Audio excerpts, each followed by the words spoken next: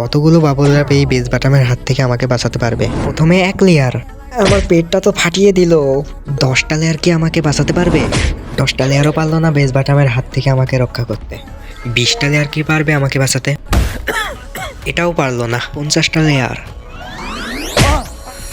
এটা সামান্য লাগলো। 100টা লেয়ার। দাঁড়াও, তার আগে প্রথমে চ্যানেলটাকে সাবস্ক্রাইব করে ডবল ক্লিক করে লাইক করে রিমিক্সে ক্লিক করে ইউজ দি সাউন্ড ক্লিক করে ধরে রাখলে এভাবে ম্যাজিক হবে। ট্রাই করে দেখো। আমার তো কোনো ব্যথাই লাগছে না। Subscribe!